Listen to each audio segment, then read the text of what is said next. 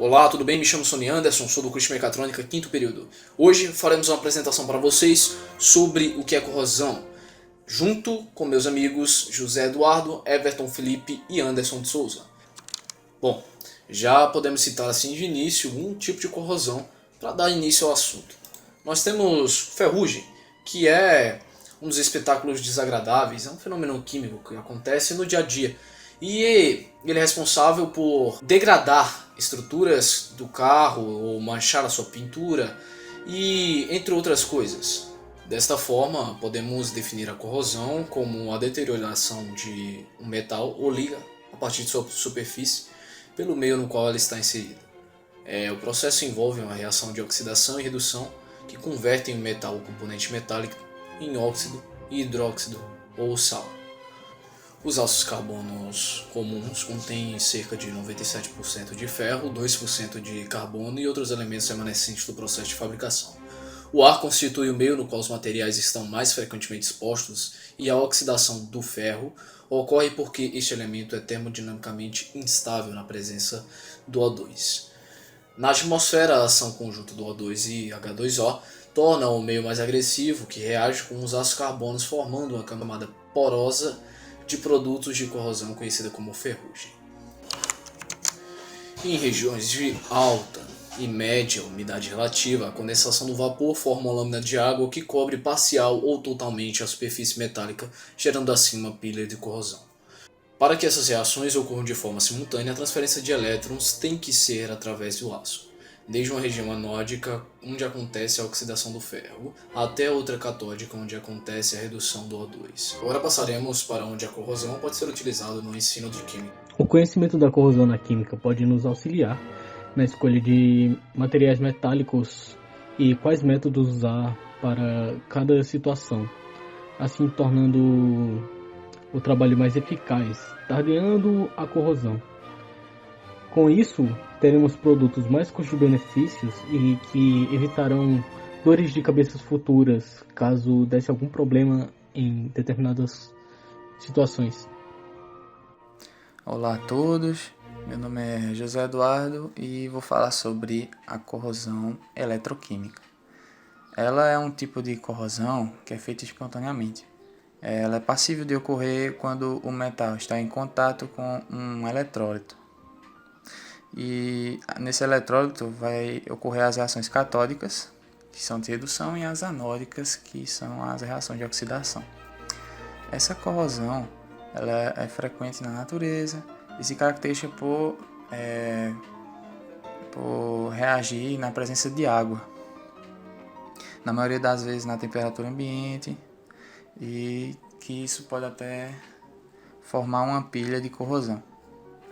Um exemplo concreto disso é a formação da própria ferrugem, onde nessa primeira reação 1 ocorre a oxidação do ferro e na reação 2 a redução da água, onde os elétrons do ferro vão para a água, formando assim Fe2+, e OH-, respectivamente, em cada reação. Nesse processo, o Fe2+, ele vai para a região anódica, a região catódica, e o OH vai para a região anódica, onde eles se encontram e lá eles formam o hidróxido ferroso, que está nessa equação química 3 aí. A partir daí ocorre a transformação desse hidróxido ferroso em ferrugem, que vai depender do teor de oxigênio. Nas reações aí, na reação 4, há a formação de Fe3O4, que é o óxido de ferro 3, só que em baixo teor de oxigênio. E na reação 5 e 6, que tem alto teor de oxigênio, há a formação de Fe2O3H2O, que é o óxido de ferro 3 hidratado, que essa é de coloração alaranjada, enquanto o Fe3O4 é de coloração mais escura. Outro exemplo ocorre quando se coloca dois metais diferentes ligados em um eletrólito, como ocorre em uma pilha galvânica, né, onde tem o anôdo e o cátodo. Onde, nesse caso, o ferro seria o ânodo, de acordo com a imagem, e o cobre seria seria o cátion. E o eletrólito é o condutor, onde envolve as reações e a passagem de corrente elétrica. A intensidade desse processo vai depender da quantidade dessa carga que vai descarregar, formando uma DDP. E essa DDP vai ser maior quanto maior os elementos tiver uma diferença de potencial de acordo com essa tabela de potenciais de eletrodo aí. Um exemplo do cotidiano é em tubulações de cobre expostas à atmosfera, onde é possível que a umidade vá se acumulando em alguns pontos específicos dessa tubulação de formas diferentes, que isso aí são as regiões catódicas e anódicas. Isso pode provocar vazamentos e outros comprometimentos por conta que essa corrosão eletroquímica vai enfraquecer essa tubulação. Bom, eu vou falar também sobre os tipos de corrosão eletroquímica. Os tipos mais comuns de corrosão são a corrosão pontiforme, que na superfície metálica formam cavidades pontiformes. Essa corrosão vai se dar quando a camada protetora da superfície metálica ela falha e começa a acumular soluções corrosivas, com agentes corrosivos. E o metal vai oxidando e aos poucos vai aprofundando o pit, formando essas cavidades aí. O segundo tipo de corrosão é a corrosão alveolar, que ela é bem semelhante à primeira, que é a pontiforme, que formam essas cavidades, só que dessa vez o formato não é em pontos, mas em alvéolos. O formato é em alvéolos. Diferente dessa anterior, ela se expande mais horizontalmente e não muito verticalmente, ou seja, tem menos profundidade que a pontiforme e possui até formação de menos cavidades. E por fim tem a intergranular, que essa é a mais diferenciada de todas, que ela corre entre os grãos da rede cristalina do metal. Essa rede de grãos ela é responsável por dar rigidez e a resistência desse material. Qualquer corrosão dessa pode dar sérios comprometimentos, de fraturas até rompimentos, pois o metal vai perdendo essa rigidez.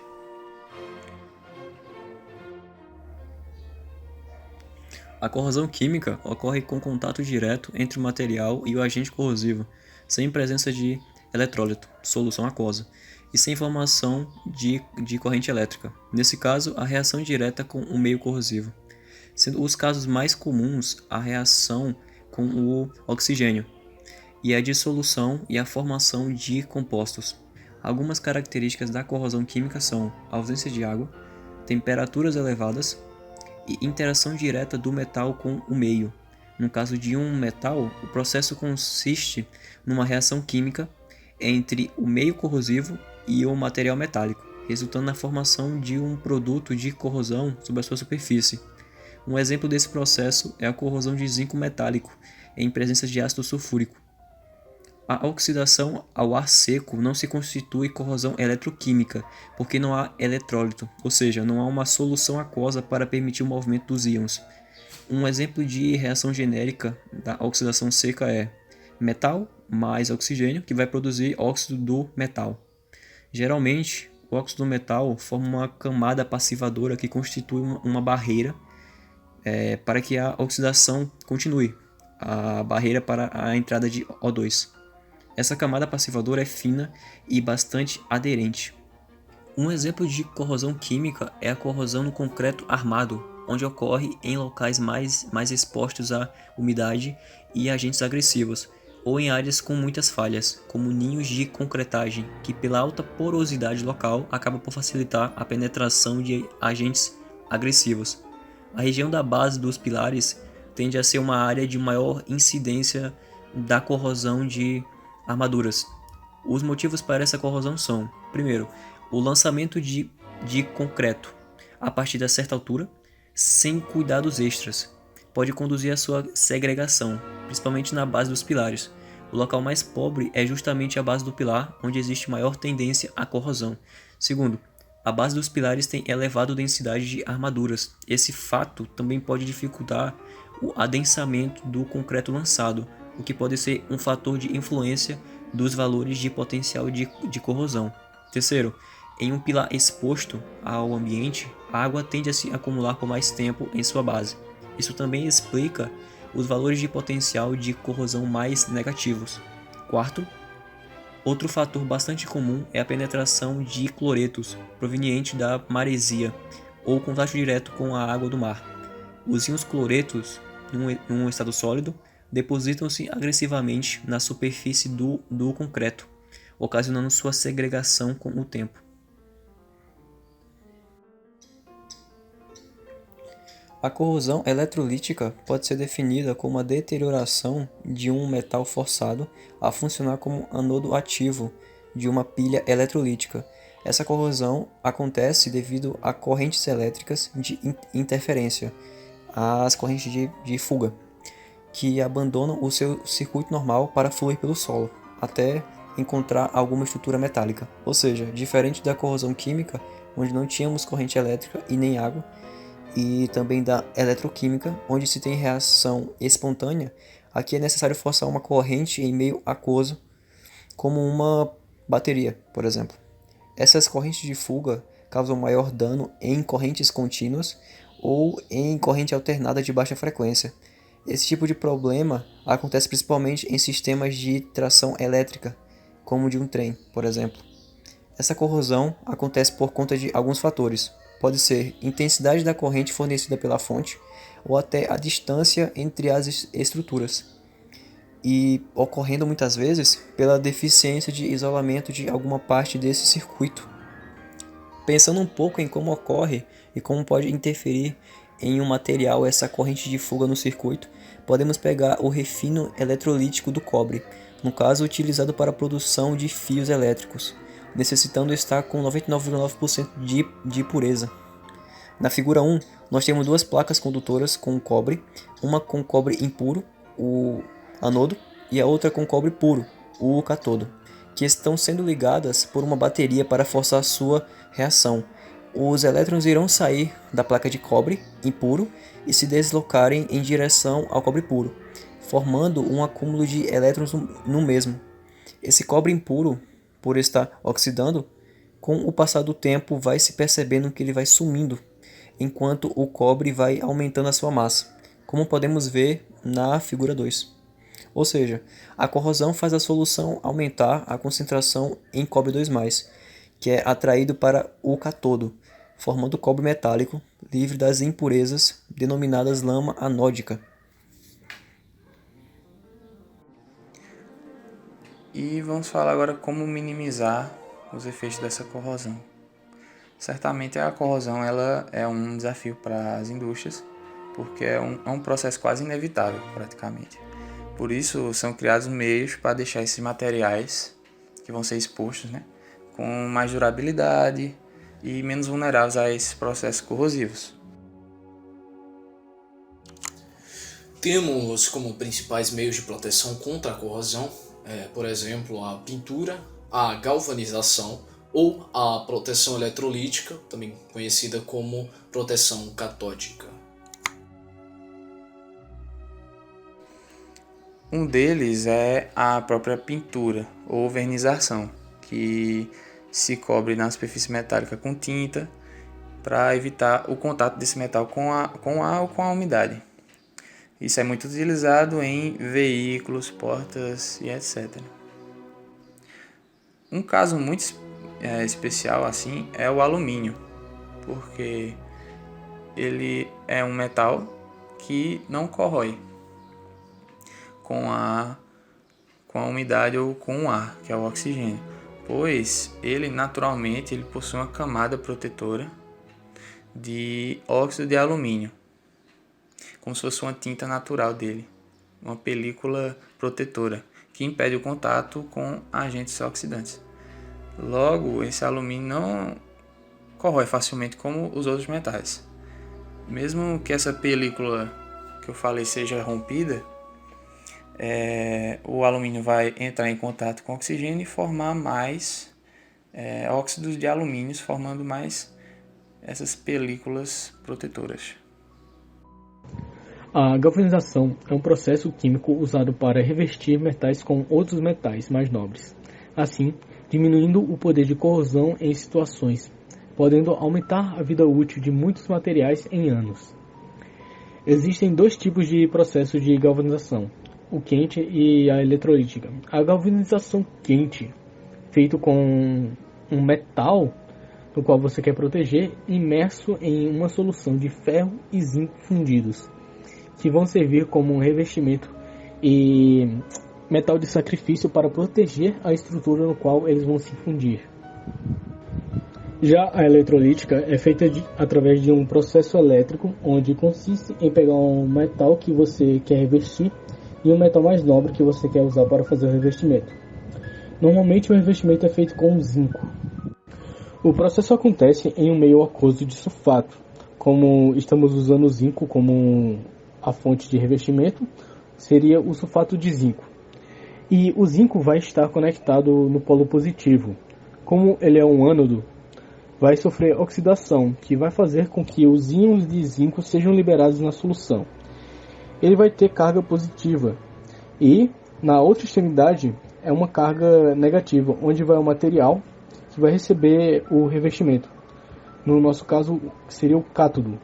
Esse cátodo vai atrair os íons de zinco e vai ocorrer uma deposição do metal no cátodo, servindo assim também como um metal de sacrifício.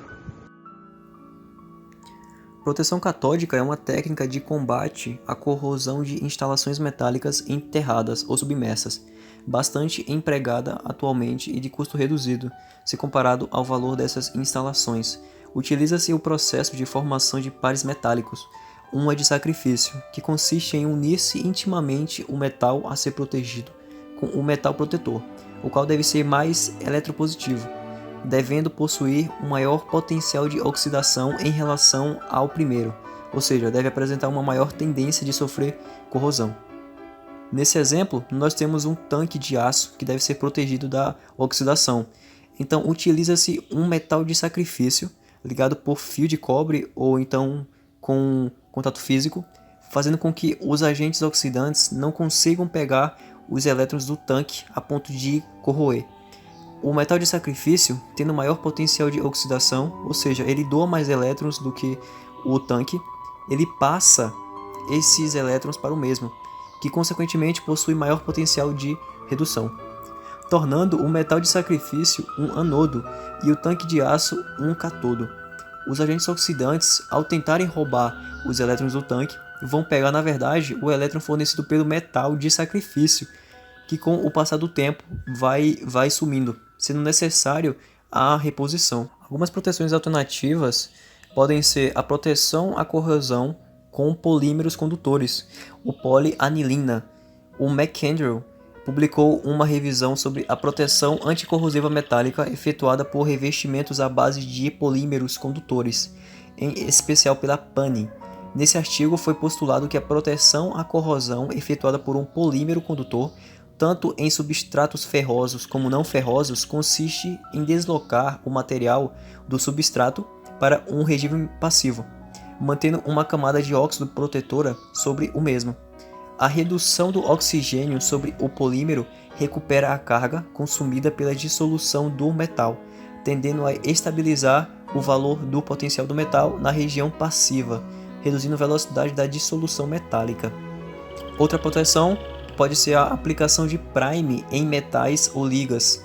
Também pode ser uma ótima opção de proteção metálica. Os componentes ativos do prime variam, entretanto, os componentes mais comuns incluem metais pesados como o cromo, pois este possui um potencial de equilíbrio positivo em relação a metais, como o ferro e o alumínio, o que permite a anulação das reações catódicas, como a redução do O2, as quais levam o material a sofrer reações anódicas.